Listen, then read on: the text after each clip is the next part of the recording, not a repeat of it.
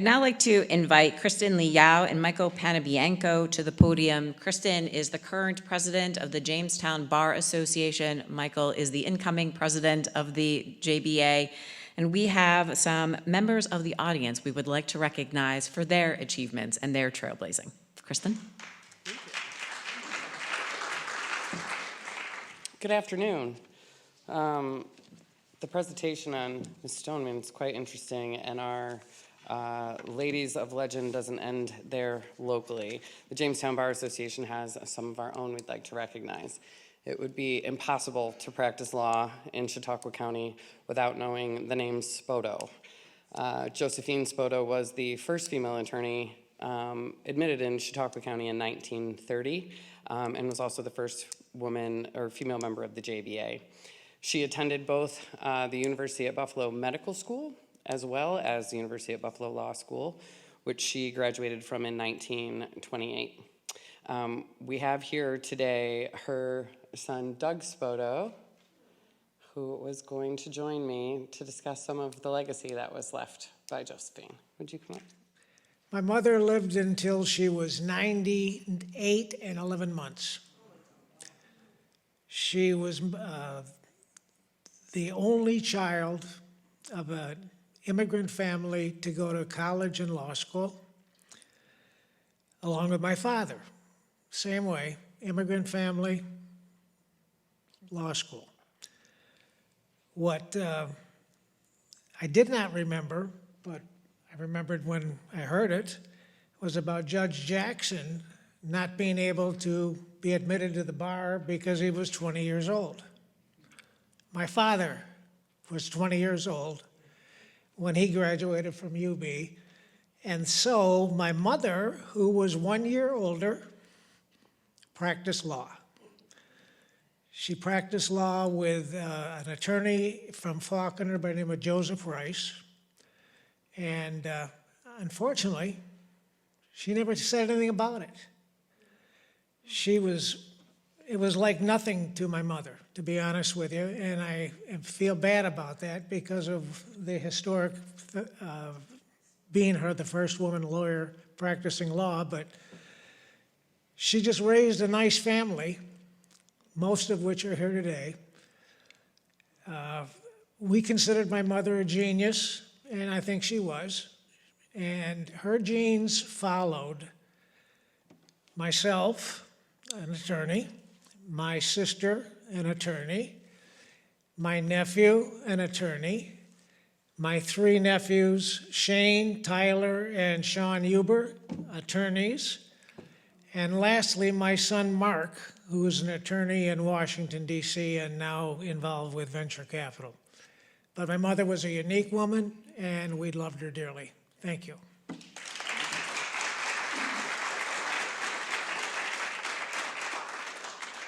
She's also presumably the only legend that we're recognizing today that actually would have had the opportunity to know Justice Jackson personally, and spoke of that when visiting with Greg Peterson.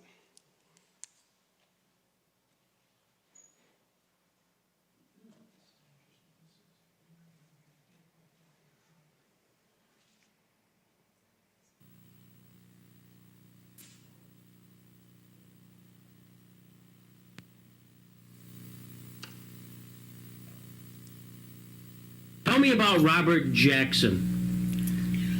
Well, the only time I ever really met him, it was at a dinner party given for the Italian consul. Mm-hmm. And he was my dinner partner. Ah.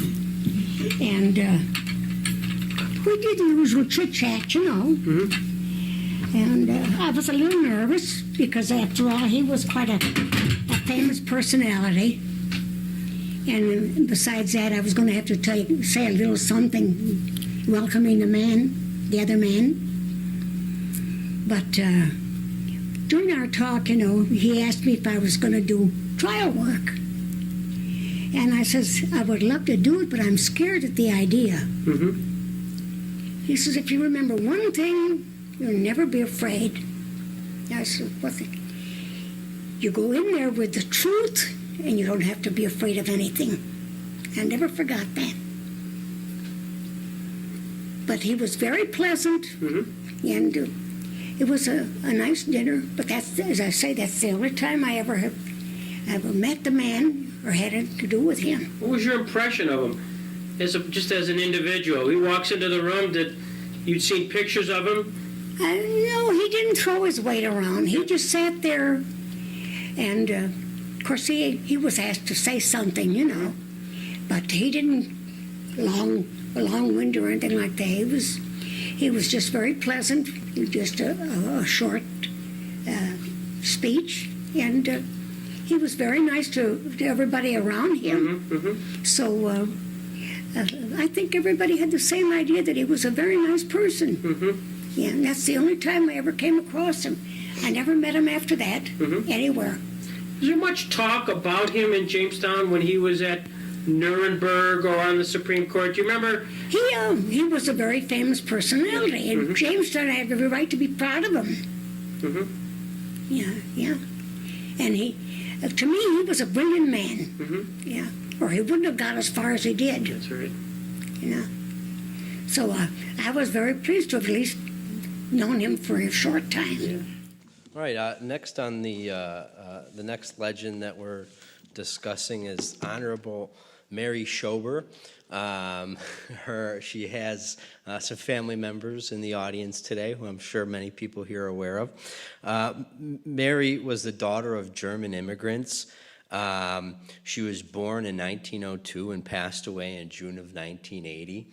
Upon graduating from high school, where she attended St. Mary's Academy, she was the valedictorian there.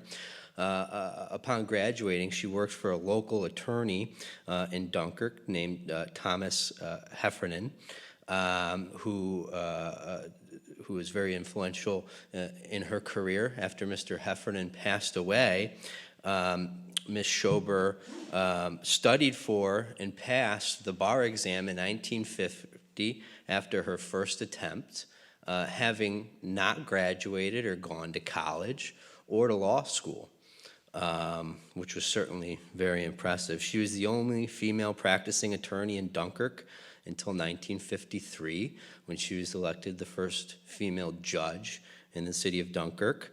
And perhaps one of the interesting things that I read about was that she would often work on an informal pro bono basis for people who couldn't afford legal work. And she was often paid with fruits and vegetables and eggs and things of that sort. So the Honorable Mary Shober, the first female Dunkirk City Court judge, is the second legend.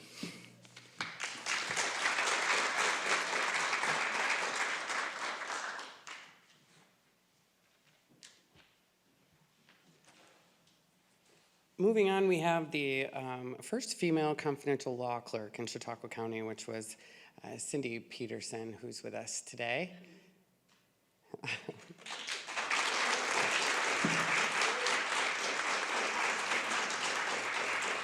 She's an honors graduate of both Allegheny College and the State University of New York at Buffalo, and was admitted to practice in 1979.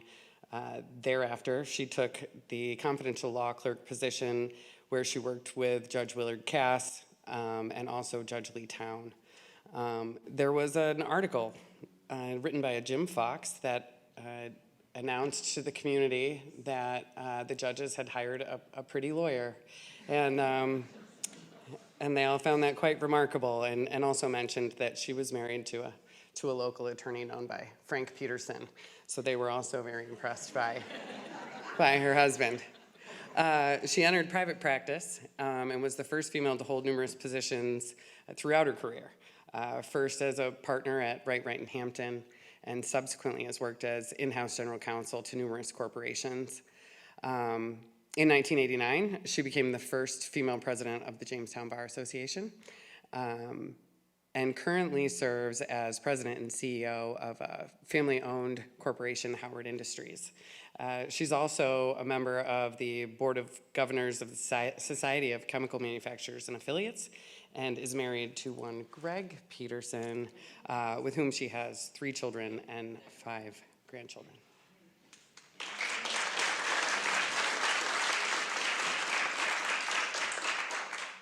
Next, I'm proud to present Betsy Steger, who's in the audience today. Betsy was the first female Chautauqua County county attorney. She graduated from SUNY Fredonia and was a member of the Capital University School of Law class of 1982. She's admitted to practice in both Ohio and New York State. She served as the acting commissioner and then as the social services attorney for the county from 1992 until her retirement in 2015. A couple of notable things she did in that capacity was she was part of a team that started the Chautauqua County Strengthening Families Initiative, which provided a new approach to non-custodial parents paying child support. She served as a county representative on the Family Treatment Court, Integrated Domestic Violence Court, as well as the Family Court. And she developed protocols and memorandums of understanding between the courts, between DSS, and the court-appointed special advocates. She also developed and monitored the court liaison position. So as I said, Betsy's been retired since 2015, and what she enjoys most of all since her retirement is travel. Interestingly, most recently, she's traveled to Antarctica and to Rome, which I thought was pretty interesting. So that's Betsy Steger. Our next legend, while I was doing my homework and research, I figured that she was probably working with Betsy on a lot of those directives, but it's our own Honorable Judge Claire, who was elected the first female Chautauqua County Family Court judge in 1998. Originally from New England and married to another local attorney, Robert Van Every. She's a University at Buffalo grad and had originally considered a career in social work, which I thought made a lot of sense considering the impact that she made and the roles that she held. She was the first elected female Chautauqua County Family Court judge in 1998, but even more impressive is that she was the only family court judge in the county for 16 years of her time on the bench, and on average she handled about 6,000 cases a year in that role. In 2012, she was the recipient of the Howard A. Levine Award for Excellence in Juvenile Justice and Child Welfare. The award, which is given by the Committee on Children and the Law of New York State Bar Association, recognizes individuals for their work protecting and promoting the rights of New York's children.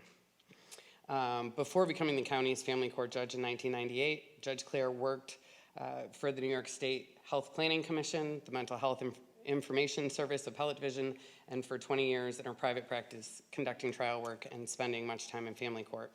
She currently serves on the New York State Family Court Advisory and Rules Committee and on the Board of Trustees at Chautauqua Institution. And it's my understanding she may be joining our panel today.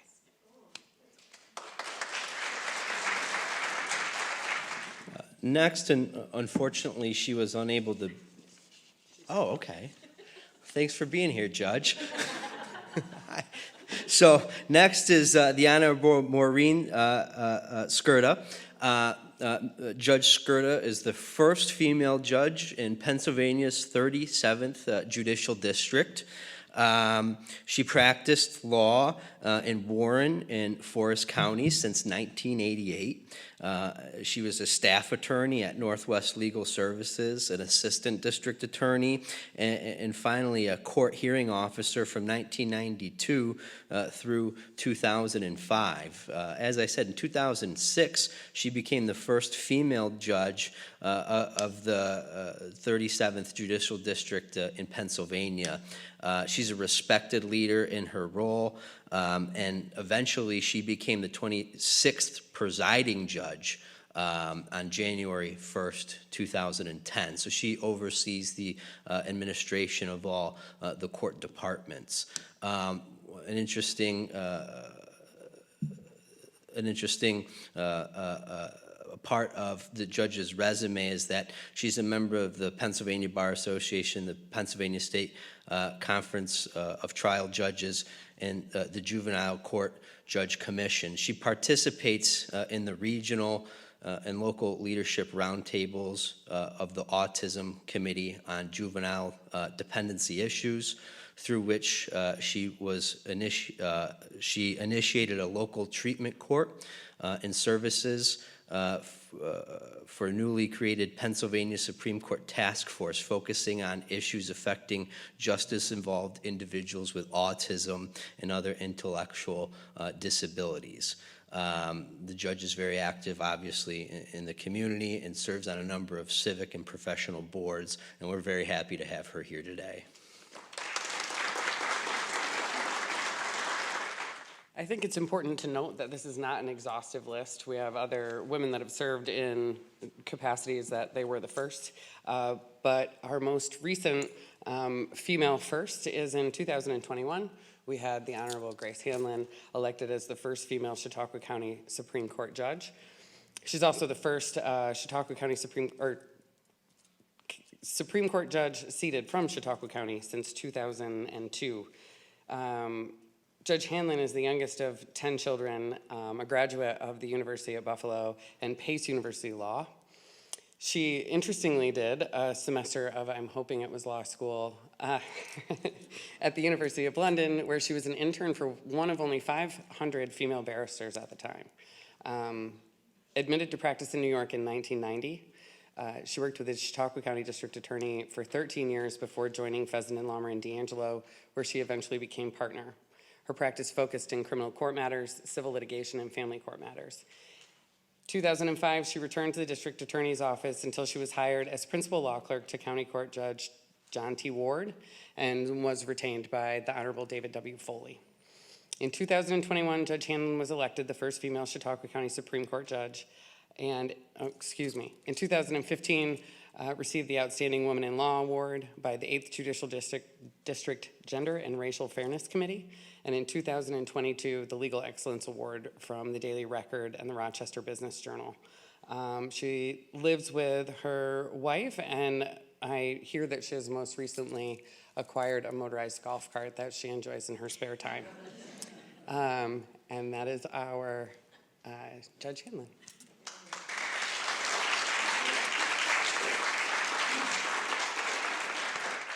Could I ask all of our ladies of legend in the audience to please stand for one more round of applause?